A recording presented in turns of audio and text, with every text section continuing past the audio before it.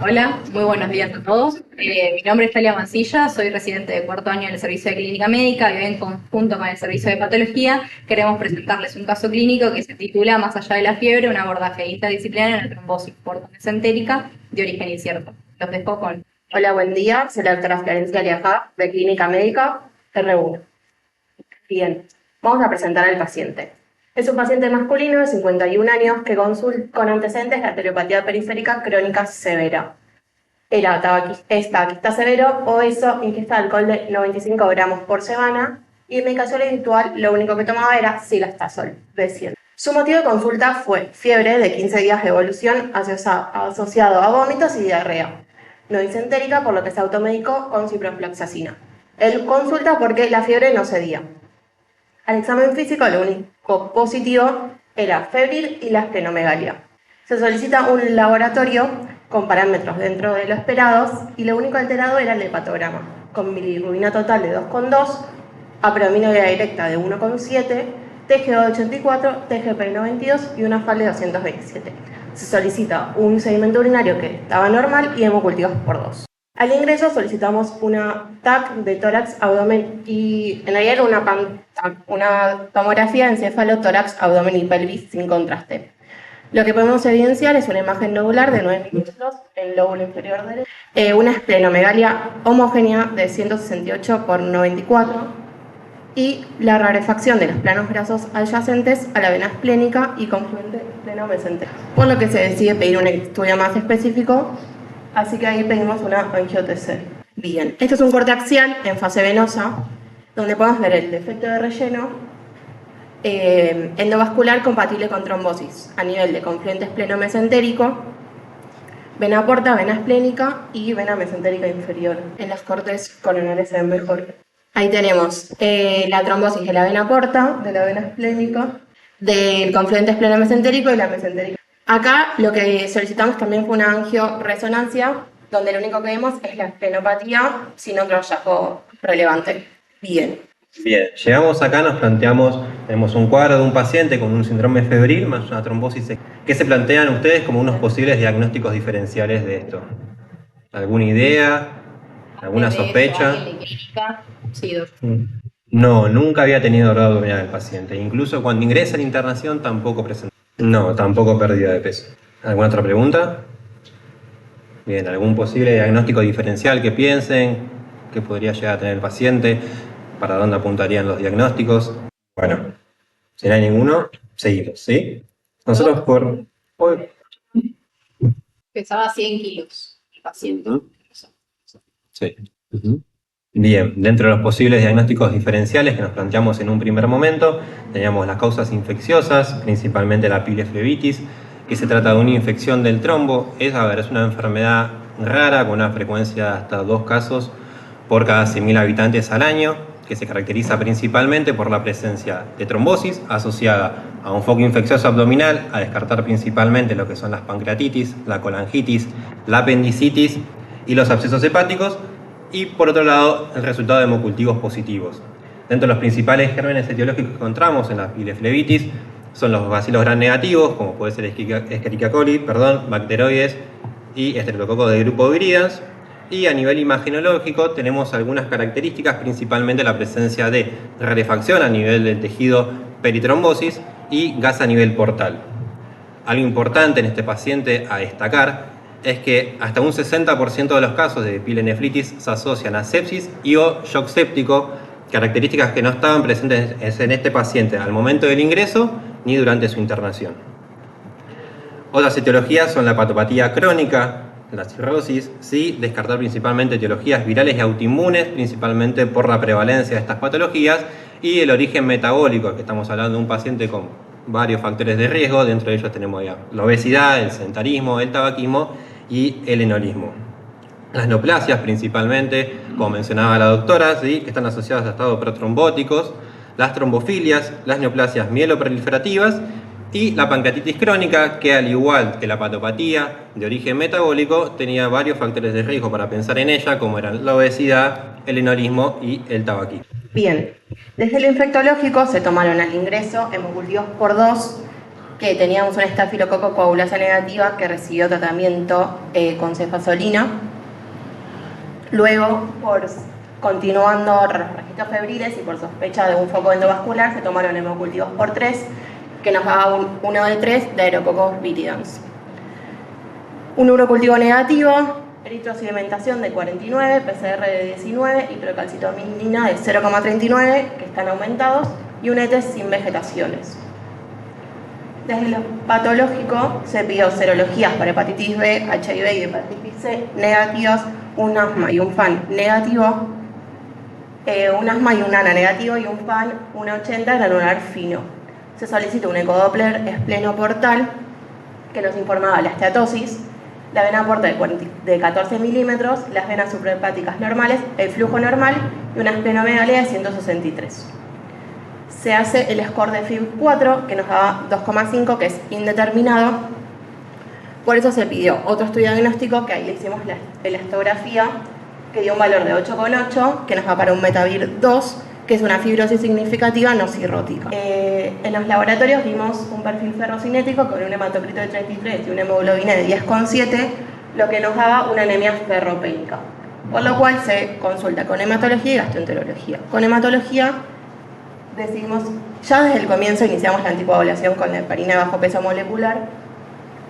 Se realiza una punción de aspiración de médula ósea, una citometría de flujo y una biopsia de médula ósea, que dan dentro de parámetros normales, el JAK2 negativo y estudios para la trombofilia. El factor 5 de Leiden y la protrombina 2210 negativa. Y el proteinograma electroforético dentro de valores normales. Se solicita interconsulta con gastroenterología, que le realizan una VEDA y una BCC.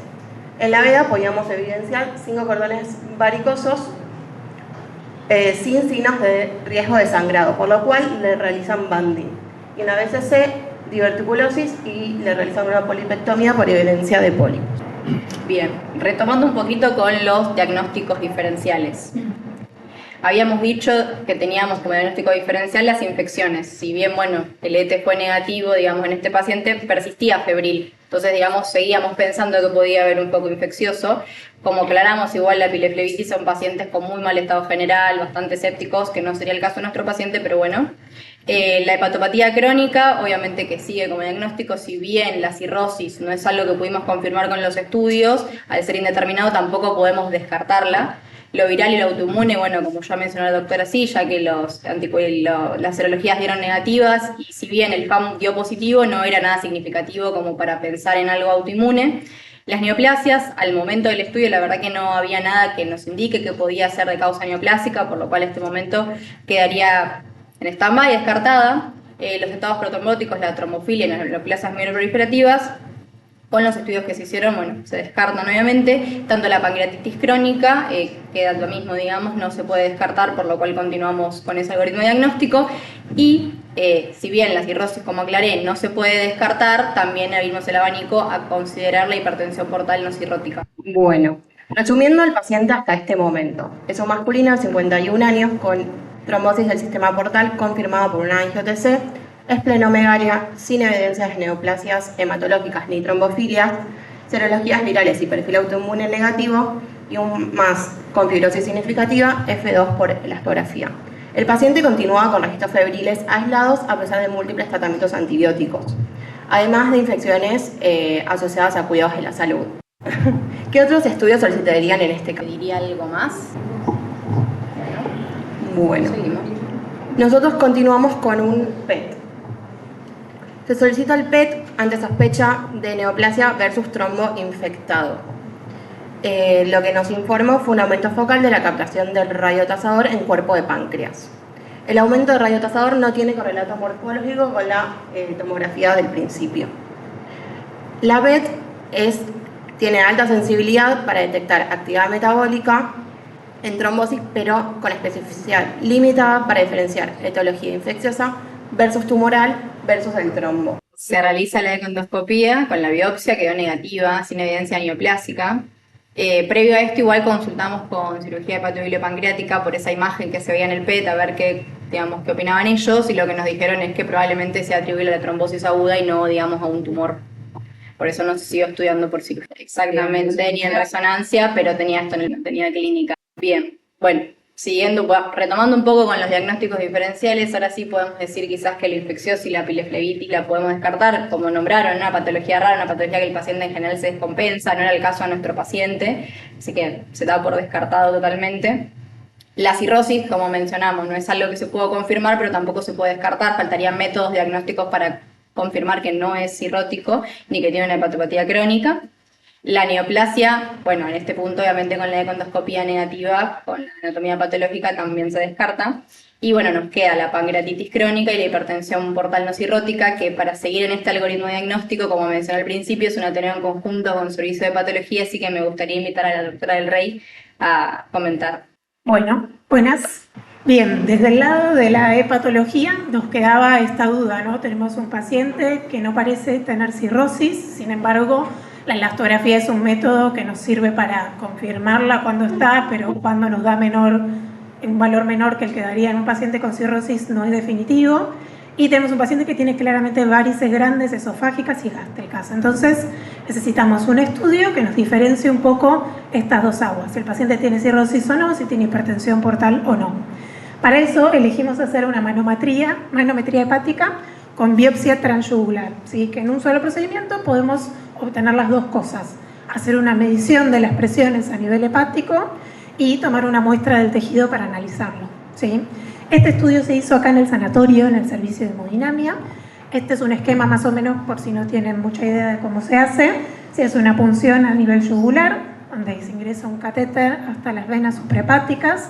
Se toma la medición de la presión libre en las venas suprahepáticas y la presión de enclavamiento de la misma manera que se hace a nivel respiratorio con la presión wedge, ¿sí? Entonces, ahí está. Esa foto es del procedimiento que se hizo en nuestro paciente. Lo que se obtuvo fue una medición de una presión libre de la vena suprahepática de 17 y una presión de enclavamiento de 22. Lo que hacemos nosotros es calcular el gradiente venoso de presión hepático, que es restar básicamente la presión de enclavamiento menos la presión de la libre suprahepática. Y ese resultado nos da 5, ¿sí? Para que un paciente, para interpretar que hay una hipertensión portal, tiene que dar un valor mayor a 5, lo más cercano a 10, y se considera hipertensión portal clínicamente significativa cuando es mayor a 10, ¿sí? En este paciente entonces tenemos un valor de 5, que nos podría decir que no estamos viendo hipertensión portal. Y además en el mismo procedimiento se toman 3 biopsias del hígado. Esas biopsias se mandan a anatomía patológica, donde nos llega un informe que de la macroscopía relata que hay 3 fragmentos cilíndricos que se entregan, miden el mayor y el menor. El mayor mide 1.5 por 0.1 centímetros y el menor 0.6 por 0.1.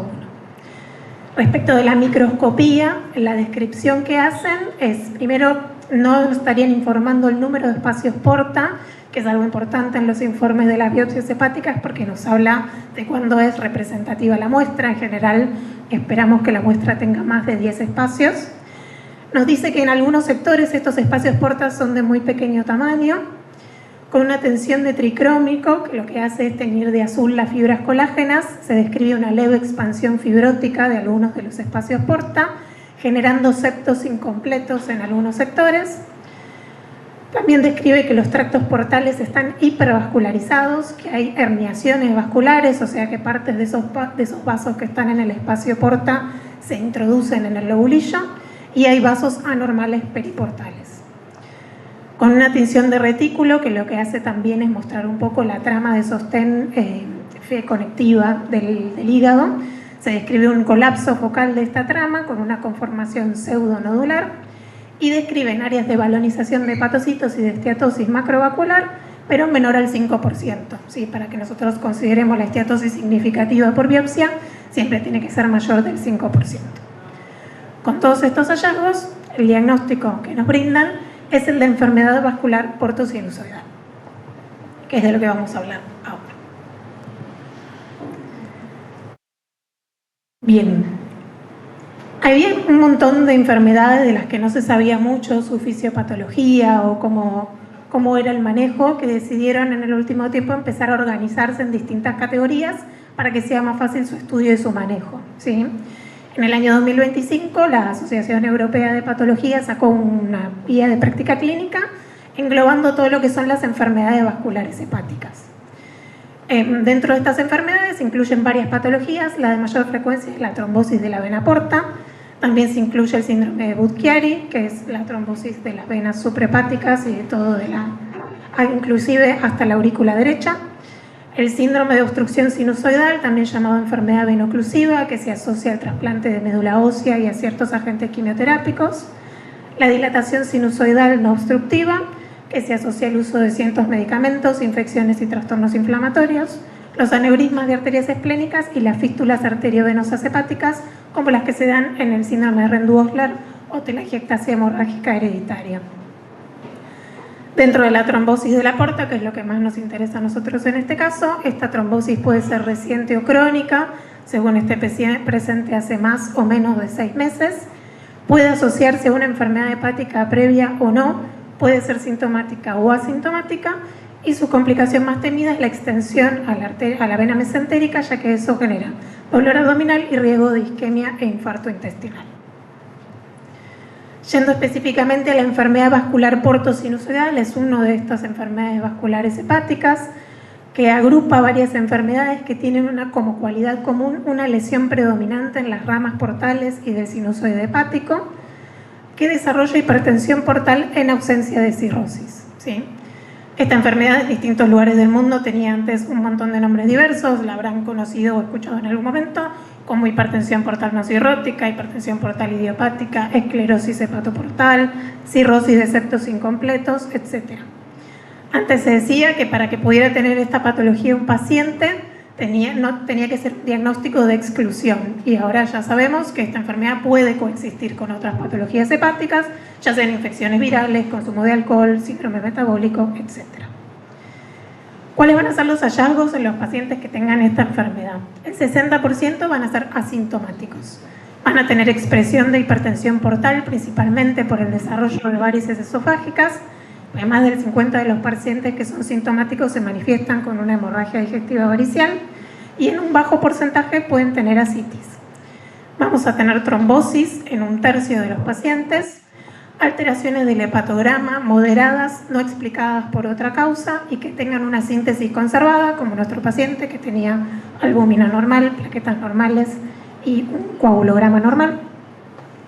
Hasta el 60% de los pacientes van a tener trombocitopenia con menos de 150.000 plaquetas, una esplenomegalia que suele ser de mayor tamaño inclusive que la que presentan los pacientes con cirrosis, valores de lactografía hepática de menos de 10 kilopascales, aún teniendo signos de hipertensión portal. En estudios de imágenes como tomografía o resonancia vamos a ver signos de hipertensión portal como la circulación colateral, pero un hígado que no suele ser nodular o que tiene solamente un aumento del segmento 4 y con alta frecuencia de nódulos benignos, típicamente hiperplasias nodulares focales. La medición del gradiente de presión venoso hepático va a ser típicamente menor a 10, y además esta enfermedad siempre suele estar asociada a otra patología o a la exposición de ciertos fármacos. ¿Cuáles van a ser las patologías que se asocian al EBPS? Bueno, principalmente enfermedades inmunológicas, inmunodeficiencias u otro tipo de enfermedades autoinmunes, enfermedades hematológicas, anemia plástica, síndrome mieloproliferativo, linfoma de Hodgkin, mieloma múltiple y varios tipos de trombofilias, infecciones intestinales a repetición o algún tipo de otra infección asociada al HIV se veía bastante antes. Por toxicidad por fármacos, los más comunes a los que se asocia es el uso de azatioprina y oxaliplatino y distintos trastornos genéticos. Los mecanismos de daño de estas enfermedades siempre van a ser todos daño, como dijimos, a nivel del sinusoide o de las ramas portales, ya sea por activación de linfocitos T, por estrés oxidativo, por formación de émbolos sépticos, de microtrombos, que van a generar este daño en el sinusoide, llevando a una hipertensión portal. Los estudios de imágenes, ¿cómo nos pueden ayudar en esta patología? Bueno, la ecografía ya dijimos que el hígado va a tener una superficie lisa o a lo sumo ondeada, pero no claramente nodular, una atrofia o hipotrofia del lóbulo derecho con hipertrofia del caudado, el hallazgo de lesiones focales benignas, como decíamos antes, de hiperplasia nodular focal, esplenomegalia con dilatación de arteria y vena esplénicas, otros signos de hipertensión portal y un tejido hiperecogénico alrededor de las ramas portales. En los estudios con contraste vamos a ver anomalías en la morfología de la vena porta, un realce sutil de la porta en la fase tardía y un realce heterogéneo del hígado en general en las fases arterial y portal, junto con la presencia de la trombosis del sistema porta, oclusiva o no oclusiva. Y la elastografía, como dijimos, va a tener algo de rigidez, aumento leve a moderado, de 7.8 a 8 kilopascales. Nuestro paciente, si recuerdan, tenía 8.8. Y si se hace elastografía esplénica, que es un método que está avanzando en estos últimos años, se observa un aumento marcado de la rigidez a nivel del vaso. El diagnóstico definitivo de esta patología nos va a requerir sí o sí de hacer una biopsia hepática, ¿sí? Hay que tener en cuenta que la biopsia tiene que ser muy representativa, dado que el daño de esta enfermedad puede ser sutil y parcheado en distintas áreas del hígado. Una buena biopsia implica que tiene que tener un tamaño de 20 milímetros, no estar fragmentada y ser analizada por un patólogo experto, y comprende la exclusión de la cirrosis y el hallazgo de lesiones características. Entonces, tanto dentro de los signos de hipertensión portal como de las lesiones histológicas vamos a tener signos específicos e inespecíficos. Los específicos de hipertensión portal van a ser las varices esofágicas y gástricas, el sangrado por hipertensión portal y la presencia de colaterales portosistémicas a nivel de las imágenes, y las lesiones específicas a nivel de la histología son la venopatía portal obliterativa, la hiperplasia regenerativa nodular y la fibrosis septal incompleta. A esto nos van a apoyar en el diagnóstico signos inespecíficos de hipertensión portal, como la citis, la trombocitopenia y la esplenomegalia, y signos inespecíficos histológicos, que son anomalías en el tracto portal, esta herniación, la multiplicación de vasos, trastornos en la histoarquitectura y dilatación sinusoidal. Por lo tanto, el diagnóstico definitivo nos requiere sí o sí de una biopsia que nos asegure que el paciente no tiene cirrosis, sumado a signos específicos de hipertensión portal, o una biopsia sumado a signos histológicos específicos de esta enfermedad, o una biopsia sumada a los signos inespecíficos de hipertensión portal más los signos inespecíficos en la biopsia.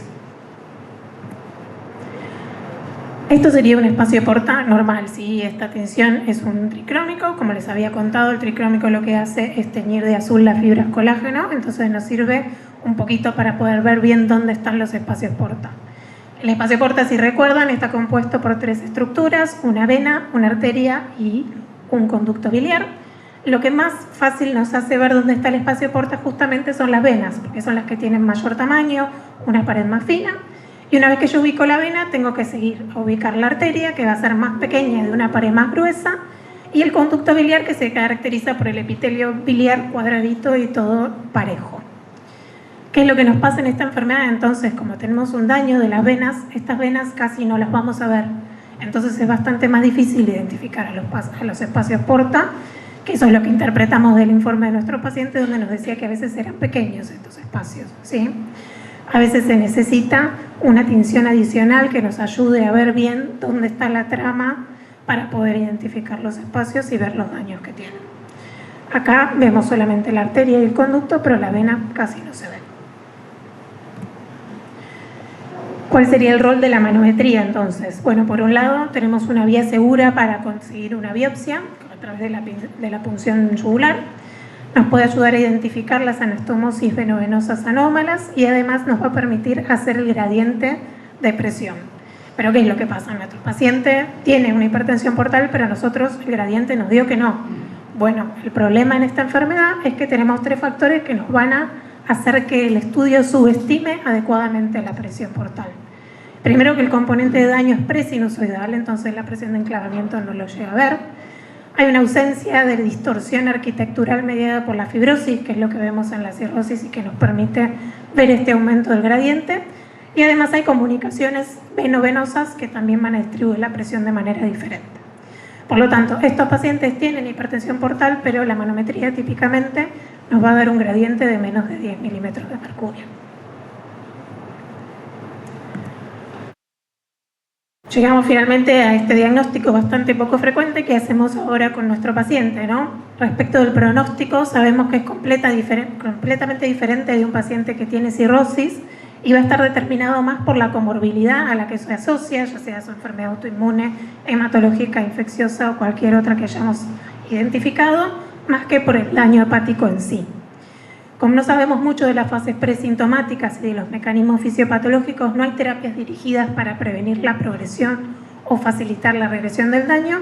Por lo tanto, nuestro objetivo de tratamiento va a ser prevenir y tratar las complicaciones de esta hipertensión portal, además de resolver dentro de lo posible la patología de base del paciente. Estos pacientes no desarrollan hepatocarcinoma como lo hacen los pacientes cirróticos, por lo tanto no se indica un screening semestral como siempre, pero sí sabemos que tienen mucho riesgo de desarrollo de trombosis si es que no la tienen al momento que hacemos el diagnóstico. Por lo tanto, sí está indicado el screening para buscar la aparición de trombosis y tratarla lo antes posible. ¿Qué vamos a hacer del tratamiento? Bueno, la trombosis la vamos a anticoagular por lo menos por 6 meses para disminuir el riesgo de isquemia intestinal. Vamos a considerar la trombolisis, el tratamiento endovascular o la cirugía solo si hay falla del tratamiento médico y el paciente tiene signos de isquemia. Y no está recomendado hacer una anticoagulación preventiva si nuestro paciente todavía no desarrolló la trombosis. Solamente vamos a hacerle las ecografías periódicas para detectarla cuando aparezca.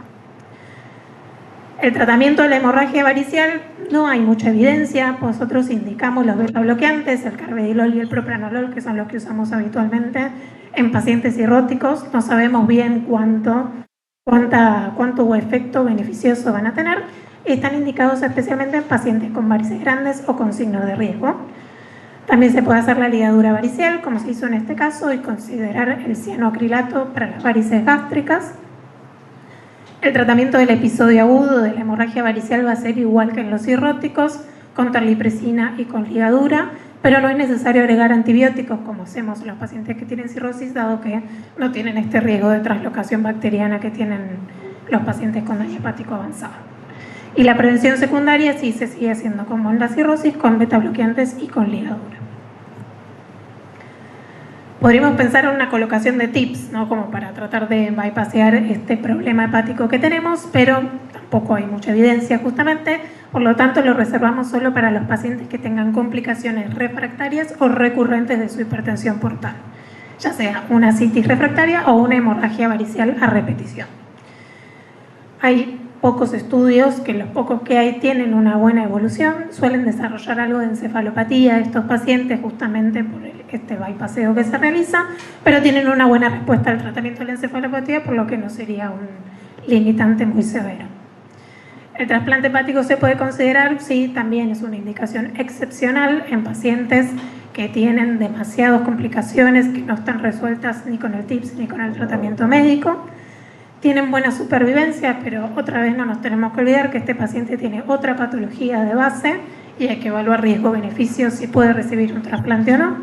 Y además tener en cuenta que hay un riesgo de recurrencia de esta enfermedad en el nuevo hígado. Por lo tanto, hay que estar atentos en el seguimiento, sobre todo sabiendo que es tan asintomático y subclínica su expresión.